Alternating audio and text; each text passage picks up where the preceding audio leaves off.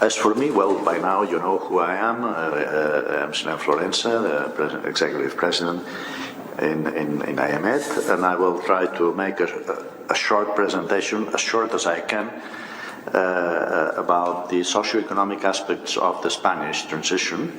Yesterday we had the occasion to deal with some political aspects in the first presentation, and then the concrete and very interesting, in my feeling, approach to the security sector reform by our former Minister of Defense and Vice President of the government, with Felipe González.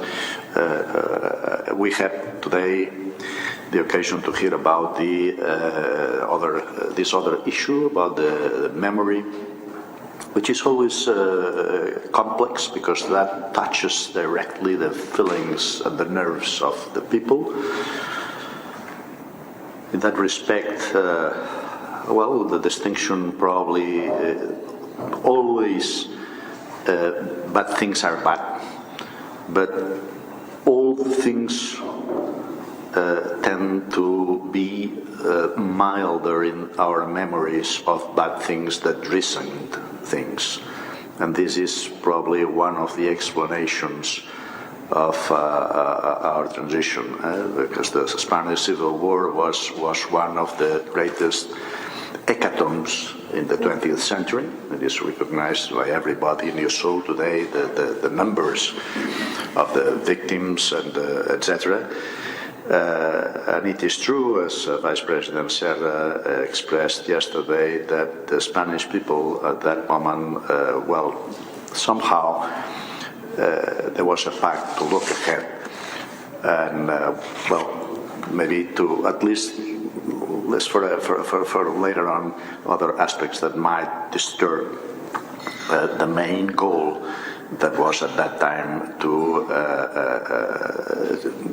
organize a democratic system in Spain after so many years of an authoritarian and at the beginning completely a totalitarian regime. Well, okay. In order to understand the socio-economic aspects of the transition, which is gives a powerful insight on the Spanish transition, in fact, we have to have a bit of historical approach, because it's not understandable otherwise how it happened after 75. As in, you know probably that I was living, for example, in Tunisia for 4 years as a Spanish ambassador over there, and one of the explanations that I give to myself of how Tunisia is the country that is living this economic transition, I expressed yesterday, I believe that no matter how long it lasts, the others will follow, maybe in 30 years, I don't know.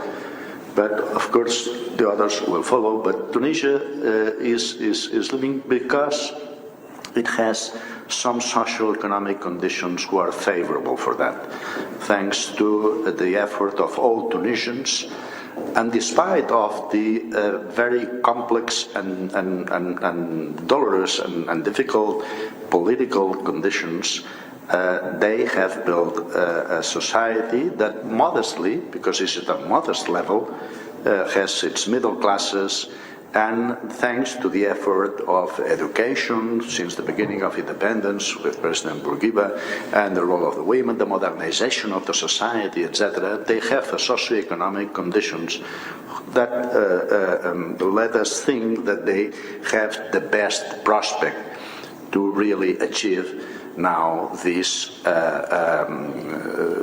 democratic transition.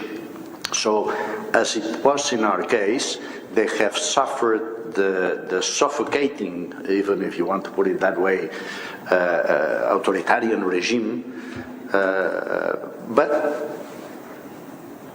below that, the people were working, and they were working and doing what they could for themselves, for their families, for the country, etc. And that allows them now to have the at least minimum socio-economic conditions to have a stable country in democratic processes. Well, similarly to that was the case of Spain. But in the case of Spain, you have to take this kind of historical perspective. We have had, that civil war that we were recalling just half an hour before. And then it was a very dark period, both politically, from a human point of view, and economically. It was an extremely difficult and dark period. For this, Spain had profited, for example, of the First World War and made very good deals with both parties of the First World War. In the Second World War, that's not the case. Spain was destroyed. There was no industry to deal with and sell products to any one of the parties. On the contrary, in the 50s, we had some growth, especially, the world had changed. Franco was so more or less accepted in the international politics because of the bipolar confrontation, and of course he was anti-communist, that's obvious. And thanks to the agreements with the United States in '53, some kind of economic transformation started, not politically, but this growth with no change in the profound economic policy that they inherited from the previous period when they tried to build an autarkic system, etc., collapsed. And then comes a very important moment in '59, the stabilization plan, that is the basis for a very long period of growth and economic and social transformation in Spain along the 60s. In 1960, because of this stabilization plan of 1959, we had a negative growth of the GNP, because of the impact of this powerful stabilization plan, which gave way, starting in '61, of a very long period of economic growth and therefore socio-economic transformation, although under political dictatorship, taking advantage, of course, as well of the cycle of economic growth in the Western world. And therefore, there is, during that period, average growth was of about 7% all along that period, varying a little bit, but at that height, only Japan was growing at a higher speed at that period. And this is the basis of the transformation of Japan, by the way, and of Spain. In our case, under a very strong political dictatorship. But as I was explaining, for the case of Tunisia, the people were working and developing the country, etc. So this gave not only a change, a very important change in the economic outlook of the country, but a social transformation. The equilibrium model of this economic growth and development has been explained many times, saying that, this was confronted because there were we were still under a protectionist system, etc. We were not competitive internationally, and so we had a permanent deficit in the balance of commercial balance, that was compensated, and that was a key factor, by remittances. That means that there was a social enormous transformation in Spain, because of the emigration from the rural areas to the traditional or newly industrialized areas inside Spain, to the Barcelona area, to Madrid area, to the Basque Country, and to Europe. At one moment, about 1 million Spaniards were working abroad and sending their remittances to Spain. This is the case, for example, as is now in Morocco, where about 9% of the GNP is the foreign remittances of Moroccans working in European countries. That was the same in Spain in the 60s. So it was these remittances of the Spaniards working abroad, and the tourism, which was extremely important for the balance of payments and for the transformation as well of the mentalities. This is the case in Tunisia, by the way, as well, and many other countries.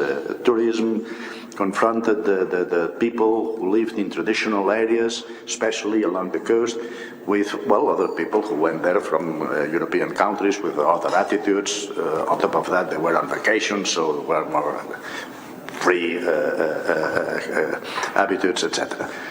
And foreign investment. So these three factors financed the necessary imports for the industrialization of the country, and helped to transform the economy and the society in Spain. It's the patterns of consumption started, having this small cars utilitarian, the Fiat or Seat in our case, 600, etc., etc. Now, at the moment that Franco dies, when Franco dies, unfortunately, it coincides with a world economic crisis because of the oil crisis, the first oil crisis in fall October '73. The price of oil jumps from $2.60 or something dollars per barrel to 14, and one jump to about 12 and then to 14 in a couple of months. And that was at the end of the Franco's life and the Franco's regime. Franco had already some illness in these years. There was a fragility already of the system, and therefore the government did not dare to really translate the impact of the increase of the oil prices to the public. And on the contrary, they even took some compensatory measures, thinking, well, this is something that will pass away, and well, we cannot at that moment impose to the people heavy increase in prices and the cost of the energy, etc., and the repercussion of the cost of energy in all other products. So there was this weakness already of the regime, and that gave way to a cumulative dysfunctionality, so to say, and imbalances in the Spanish economy. Then Franco dies at the end of November '75. You know that, well, there is a first semester where the previous government, almost, or the previous head of government continues. The king finally asks him to present his resignation and appoints President Suarez. And Suarez, in a very quick manner, starts an incredible process of measures of all kinds.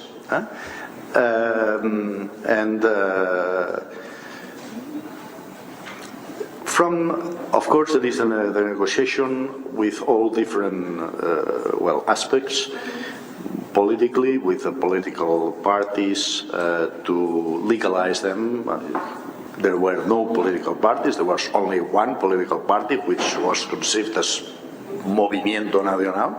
So the legalization of the Communist parties, you know that the legalization of the Communist Party was especially difficult because of the opposition of the military. The military were very much, well, politicized, in fact, although they thought they were not politicized. They were so much politicized that they thought that they were not.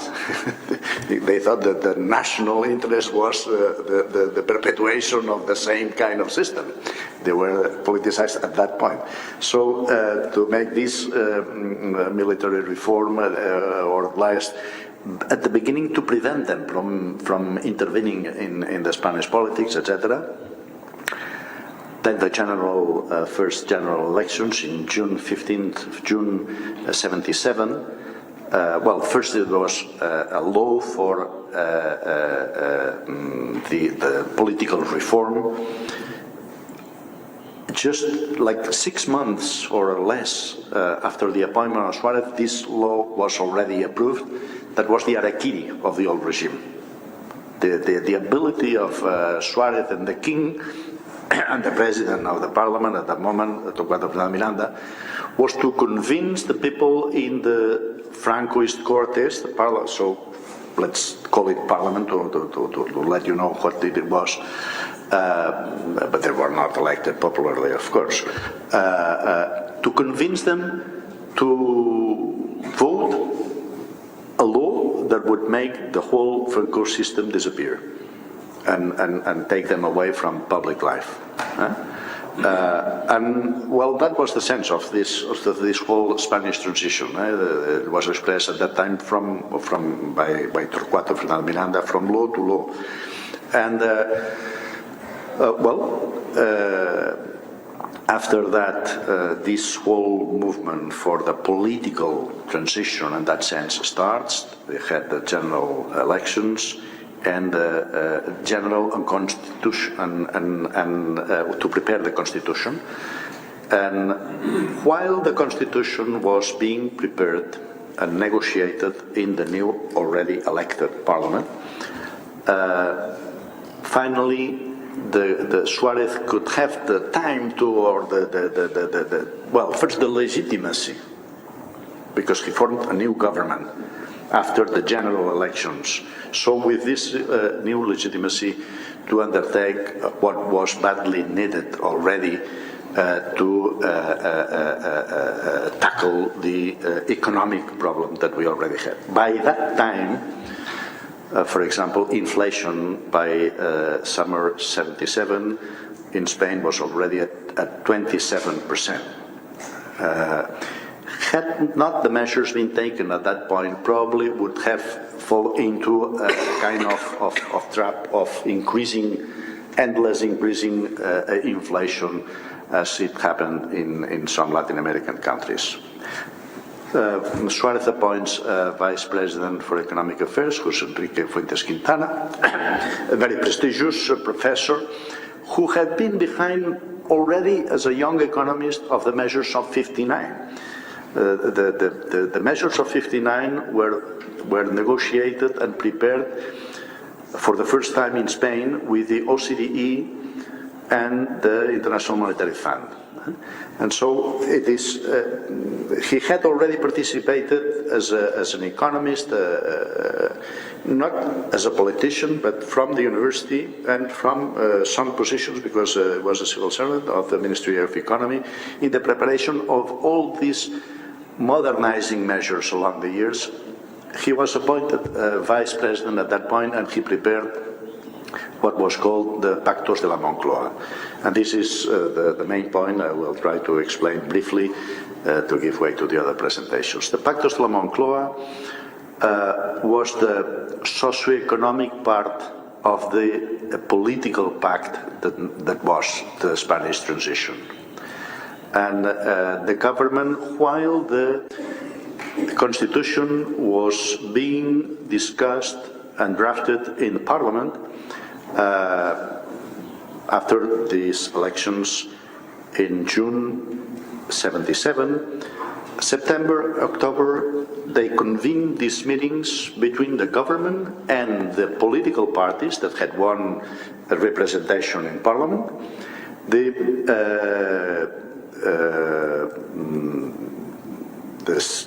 workers' unions, and the entrepreneurs' associations. They were all represented there. And the government presented, his plan, both politically and economically and socio-economically. And from the political point of view, of course, was what was to be actually included in the constitution that was starting to be negotiated. We are in October 77, and it was explained yesterday, the Constitution was finally approved in December 78. So the political content of the Pacto de la Moncloa, and it was written there, was in fact what was to be the political reform in terms of the new laws for press freedom, speech freedom, association freedom, etc., reform of the judiciary, etc. Then there was an economic part of it, and it was clearly a stabilization pact. Devaluation of the peseta, a stringent monetary policy, fiscal reform to increase states' revenues, etc., to correct these imbalances that could deal away with all possibilities of whatever kind of advancement politically or socially in Spain. And in the socio-economic aspect, this was the key to it. The unions, the workers' unions, the the three at that point, existing and very powerful workers' unions, accepted that to correct the inflation, for example, wages would be indexed by the foreseen increase in prices for the next year prepared by the economic plan of the government, and not automatically according to the past inflation of the last year, because otherwise it is impossible to stop inflation. So you accept a lower increase in wage under the compromise that the inflation will be lower, provided that if the inflation is higher, then you will get a complementary salary at the end of the year to compensate for that. But at least to preview that, and then a whole package of things, which is what gave way to the existing welfare state in Spain. Of course, under the previous decades, under the Franco regime, and before, there were, of course, an educative system, a health system, etc. But there is two sides of that. At that point, one of the structural measures, along with the liberalization of authorized prices, etc., to let the market mechanism work better, there was an extremely important tax reform, income tax for the personal income tax, the firm's tax, the entrepreneur, the corporate tax, that's it, and wealth tax, new laws, etc., so that the income of the state sharply rised, and that was the basis to finance, so that finally the government put everybody to pay taxes, that was it, in order to be able to finance the social policies that were to be put at work. And this is one of the key issues of the Spanish transition. To put people to pay taxes, of course, mainly the rich people, but with a proportionate, and it's not against the rich people, no, everybody's, in fact, the salaries started to pay more. And since the people who have a salary are much numerous than the rich ones, in fact, the revenue of the state from the salaries is much higher, in fact, than from corporate tax. And then these social measures in education, in pensions, in unemployment indemnizations, subsidies, and so on. And a reform of the fiscal system, as I was saying, in the financial system, liberalization of the banking system, etc., etc. So this was the Pactos de la Moncloa, and so included the whole package composed of, in fact, 3 packages of measures that were implemented in the following months, along with the negotiation and approval of the Constitution. And When this was done, we received the second impact of the oil crisis in '79, so it was a difficult task to get ahead with all that. But this gave way, well, you know that President Suarez resigned, etc.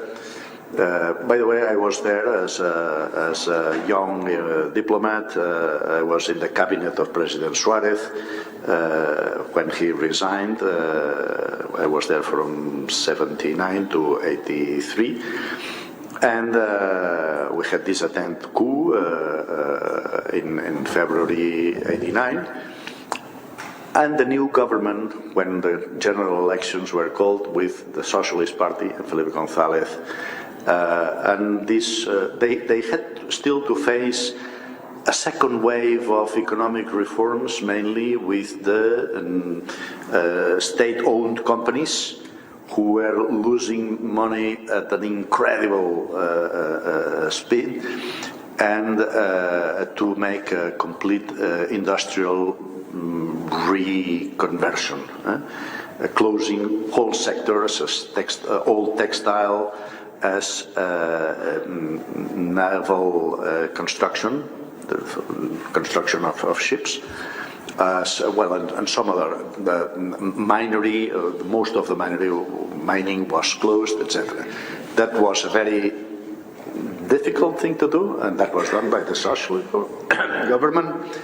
And finally, it gave way to this, what the socialists very often call the wonderful decade, which included the Olympic Games in Barcelona, the Seville exposition in '92, etc. I'm stopping there because this was the final result of all that effort. Well, although maybe I have just to point out that the dream finished by 2007, 2008, when we were hit very strongly by the financial and international crisis, and then the economic depression, of which it seems these last even weeks, I would say, not even months, that we may start recovering after all these years of very heavy economic crisis.